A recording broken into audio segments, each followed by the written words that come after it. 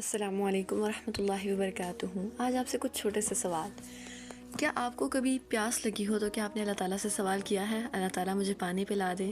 کیا آپ کو کئی نئے کپڑے چاہیے ہوں تو آپ ڈائریکٹ جا کے اپنے پیرنٹس سے یا جو بھی آپ کو کپڑے لا کر دیتے ہیں آپ ڈائریکٹ جا کے ان سے کہتے ہیں کہ مجھے یہ سوٹ پسند آ گیا مجھے لے کر دیں، یا پہلے آپ اللہ تعالیٰ کو بتاتے ہیں کہ اللہ تعالیٰ مجھے یہ چیز پسند ہے یا مجھے دلا دیں؟ اس کے علاوہ اسی طرح اور کئی چھوٹی چھوٹی چیزیں جس میں بھی آپ کو کرنے میں مشکل پیش آ رہی ہے، آپ کوئی بیٹھ کے اسٹڈی کر رہے ہیں اپنی، آپ سے نہیں ہو پا رہی، بار بار ڈسٹریکشن ہو رہی ہے، آپ ریلز دیکھ رہے ہیں، آپ چھوڑنا چاہ رہے ہیں اس کو نہیں چھوڑ پا رہے، آپ کو فیل ہو رہا ہے کہ نہیں دس از میننگ لیس، نہیں کرنا چاہیے نہیں کرنا چاہیے، لیکن آپ نہیں کر پا رہے، تو کیا آپ نے اس ٹائم پہ کبھی دعا کی ہے کہ اللہ تعالیٰ مجھ میں اسٹرینتھ نہیں ہے، پلیز مجھے طاقت دیں، مجھے ہمت دیں کہ میں اس کام کو چھوڑوں، کچھ اچھا کروں اٹھ کے؟ سو دا پوائنٹ از کہ ہم صرف بہت بڑی بڑی چیزوں پر یا جن کی ہمیں خاص جو ہم نے ایک اسپیسیفک لسٹ اپنی بنائی ہے نا، جو ہمیں ابھی نہیں چاہیے، جو ہمیں کچھ ٹائم بعد چاہیے، جو فی الحال ہمارے اختیار میں ہے ہی نہیں، وہ ہم چیزیں ہم نے نا بک کر کے رکھیں گے اللہ تعالیٰ کے لیے۔ وہ جب ہم نماز کے بعد یا نماز میں بیٹھے ہوں گے نا تو تب جسٹ ہم نے ہاتھ اٹھا کے تو اللہ تعالیٰ سے مانگنا اللہ تعالیٰ یہ اور یہ دے دیں اور بس ہمارا کام ختم۔ اس کے علاوہ دعا کا کنسیپٹ ہماری زندگی میں ہے ہی نہیں۔ تو آج ہم بات کریں گے دعا کے بارے میں۔ دیکھیے دعا جو ہے نا اللہ کی اور آپ کے درمیان کنورسیشن ہے۔ حدیث سے بات شروع کروں گی، الدعاء هو العبادہ، دعا تو عبادت ہے، دعا عبادت کا مغز ہے، دعا تو ہے ہی عبادت، تو ہم دعا کو عبادت کیوں نہیں سمجھتے؟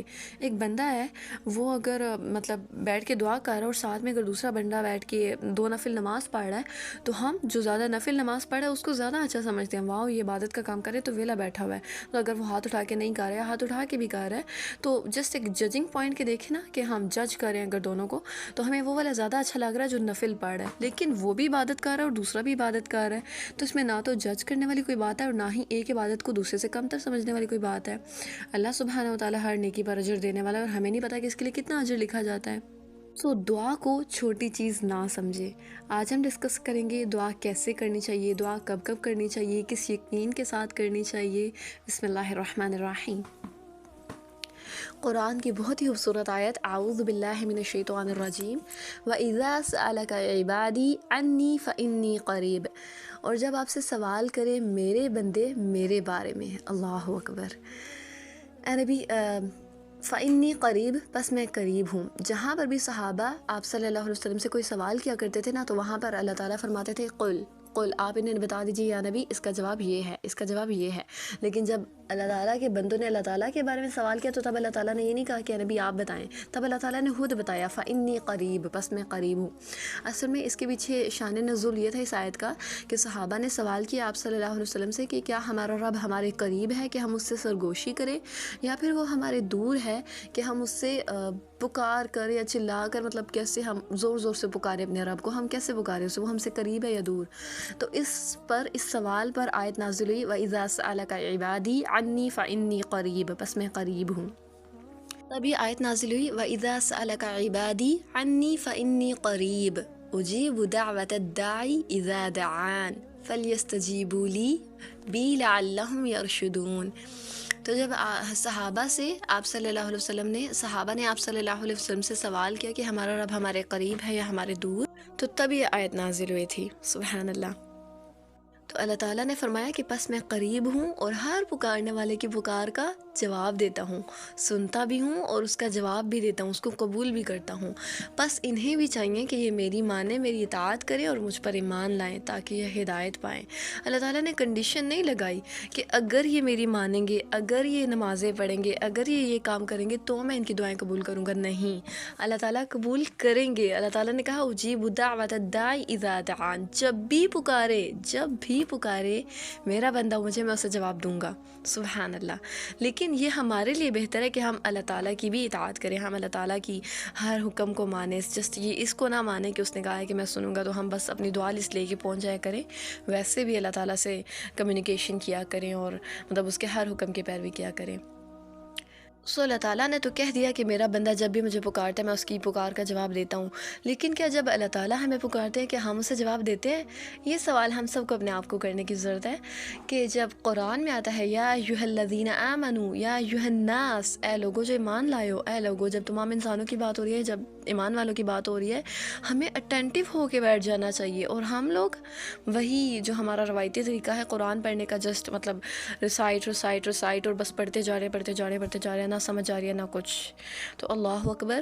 ویسے بھی پورا قرآن آپ ترجمے تفسیر کے ساتھ ضرور پڑھیں، لیکن اگر آپ ویسے بھی پڑھیں نا، نارملی جسٹ عربک پڑھیں، لیکن جہاں پر یا ایھا الذین آمنو آ جائے اور آپ کو حکم کی سمجھ نہ آئے، اس جگہ پر پاز لے کر ترجمے والا مصحف کھول کر یا موبائل سے سرچ کر کے اس آیت کا ترجمہ ضرور دیکھیں کہ اس آیت کا ترجمہ کیا ہے، اللہ تعالیٰ مجھے کیا کہہ رہے ہیں، یہاں پر میرے بارے میں حکم آیا ہے تو میں نے اس کی پیروی کرنی ہے، تو ضرور جانیں وہاں پر جا کر۔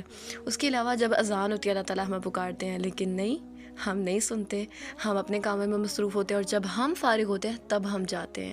حالانکہ دنیا کے اور باقی لوگوں کے ساتھ یا جن سے ہم محبت کرتے ہیں ان کے ساتھ ہمارا یہ معاملہ نہیں ہوتا، جیسے وہ پکارتے ہیں تو ہم ان کی پہلی پکار پہ پہنچ جاتے ہیں۔ اس کا مطلب ہے شاید ہم اللہ تعالیٰ سے اتنی محبت نہیں کرتے کہ اس کی پہلی پکار پہ ہم پہنچ جائیں اس کے پاس۔ تہجد کے وقت بھی جب اللہ تعالیٰ آواز لگاتے ہیں کہ ہے کوئی مغفرت مانگنے والا جسے میں بخشوں، ہے کوئی رزق مانگنے والا جسے میں رزق عطا کروں، تب بھی ہمارے لیے ہماری نیند زیادہ ضروری ہوتی ہے۔ تو جب بھی اللہ تعالیٰ آپ کو پکارے تو تب آپ اللہ تعالیٰ کی پکار کا جواب دیا کریں، جیسے اللہ تعالیٰ آپ کی پکار کا جواب دیتے ہیں۔ دا نیکسٹ پوائنٹ از کہ ہمیں دعا کب کب اور کیا کیا مانگنی چاہیے۔ کب کب کا تو آنسر آپ کو پتہ ہی ہوگا، جو عموماً حدیث آپ نے سن رکھی ہوں گی۔ جمعہ والے دن عصر اور مغرب کے دوران قبولیت کی گھڑی ہوتی ہے، تب مانگنی چاہیے۔ یوم عرفہ کو مانگنی چاہیے، یوم عاشورہ کو مانگنی چاہیے، شب قدر کی رات، یہ ساری قبولیت والی گھڑیاں ہوتی ہیں۔ تہجد کا ٹائم ہر فرض نماز کے بعد مانگا کریں۔ اس کے علاوہ سفر کی، مسافر کی دعا قبول ہوتی ہے، اینڈ سو آن۔ تو آپ لوگ یہ سرچ کر لیجیے گا۔ نیکسٹ ہم دیکھتے ہیں کہ کیا کیا دعا مانگنی چاہیے۔ یہ تو ہمیں پتہ ہے کہ کب کب مانگنی ہے، لیکن کیا کیا مانگنی ہے ہم بھول جاتے ہیں۔ کبھی جب ہمارا دل آیا تو تب ہم اللہ تعالیٰ سے بہت لمبی دعائیں کرتے ہیں، لیکن کبھی جب ہمارے پاس ٹائم نہیں ہے یا جب ہمیں پتہ ہی نہیں ہے، ہمیں سمجھ نہیں آ رہا کیا مانگے، تو جسٹ ہم اپنی دعا کو کور اپ کر کے بس چل جاتے ہیں۔ آپ لکھ لیا کریں چیزیں کہ آپ کو کیا کیا چاہیے اللہ تعالیٰ سے۔ میری استاذہ کہتی ہیں کہ کیسے ایک انسان کی دعا، کیسے ایک مسلمان کی دعا جسٹ 5 منٹ کی یا اس سے بھی کم ہو سکتی ہے۔ 5 منٹ تو انہوں نے بہت زیادہ کہہ دیا تھا، آئی تھنک سو 1 یا 2 منٹ سے زیادہ ہماری دعائیں نہیں ہوتی۔ ہم جسٹ جو مین بڑے ہماری لائف کے موٹیوز ہیں، اللہ تعالیٰ کچھ سالوں بعد میں نے یہ بننا، مجھے یہ بنا دینا، مجھے یہ چاہیے، آپ یہ دے دینا، یہ اور بس جو بڑی چیزیں ہمیں چاہیے ہم وہ مانگ کے بس اپنی دعا کو ختم کرتے ہیں۔ لیکن وہ کہتی ہیں کہ ہم تو اللہ تعالیٰ سے سانس کے بھی محتاج ہیں کہ اللہ میری سانس یوں ہی صحیح چلتی رہے جیسے تو اسے چلا رہا ہے، سبحان اللہ۔ ہم تو گریوٹی کے بھی محتاج ہیں، اگر یہ گریوٹی نہ ہوتی تو ہم آسمانوں میں اڑ کے اور پتہ نہیں کہاں سے کہاں پہنچ جاتے۔ تو ہمیں تو اس گریوٹی کی بھی دعا کرنی چاہیے کہ اللہ تعالیٰ اس کو سلامت رکھنا۔ الحمدللہ ہم پر کوئی عذاب نہیں آیا ہمارے اتنے گناہوں کے باعث، یا اللہ ہمیں عذاب سے ہمیشہ محفوظ رکھنا، ہمیں فتنوں سے بچا۔ اگر آپ دعا کرنے بیٹھیں اور دعا مانگنے کے لیے کچھ ہو ہی نہ، تو آپ اللہ تعالیٰ سے یہی دعا کریں کہ اللہ تو مجھے دعا کرنا سکھا دے، تو اپنے علم میں سے مجھے علم عطا کر کہ میں کیسے دعا مانگوں تجھ سے، میں تجھ سے کیسے بات کروں۔ دیکھیں دعا سچ میں ایسا ایک ویپن ہے ہمارے پاس کہ ہم ایک پہاڑ کو اٹھا کے دوسری جگہ لے جا سکتے ہیں دعا کے ذریعے۔ دعا کیا کچھ کر سکتی ہے ہم سوچ بھی نہیں سکتے۔